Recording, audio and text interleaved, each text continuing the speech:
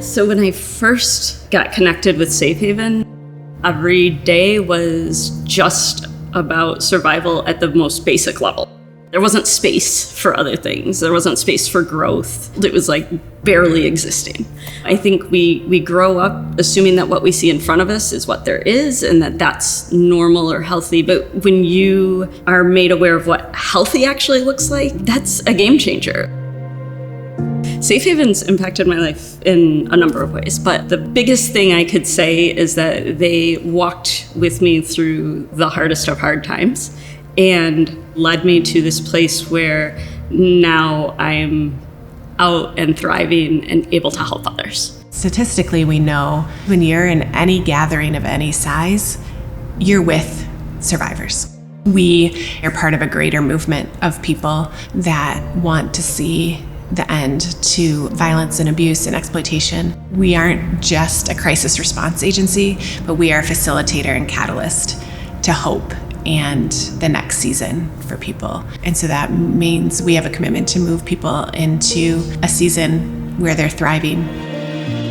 We all actually do believe that we can prevent and end domestic violence. You can see it in the volunteers at the front desk. You can see it in every individual, no matter where they are in the building. People we bring together around supporting survivors and ending relationship abuse, it's a pretty wide range of folks. And that's something that not everybody can do well in this time. We really walk alongside people, and so a lot of times what our advocates are doing is providing that consistent emotional support. It's important that I show up so that they can know that the obstacle that they're in right now, the little valley, there is people in the valley with them. It's being able to bring the survivor voice to the forefront so that it's not just a group of people who people are helping and taking care of, but it's a group of people who have ownership and can tell you what they need.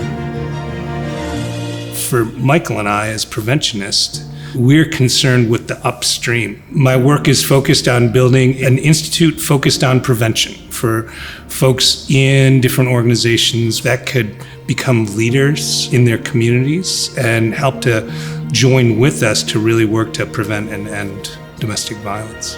We're in the communities, working directly with people to not only challenge maybe what our society's perceptions are on abuse, but also to give them the tools to continue to pass down that knowledge. One thing Safe Haven does well is recognizing needs and not being afraid to find the answers. That's one thing that we do very well, is showing up. I just like showing up for people because my village, they show up for me. In order to do this work, I think that it requires this radical optimism. You have to believe that our society is capable of this change. We have an obligation to our communities to work together to end violence. This is a long movement. We are committed to the work we do because the mission is bigger than us. Whenever there is injustice, there's always people who are working together to right that, to bring a new future. And that gives me hope.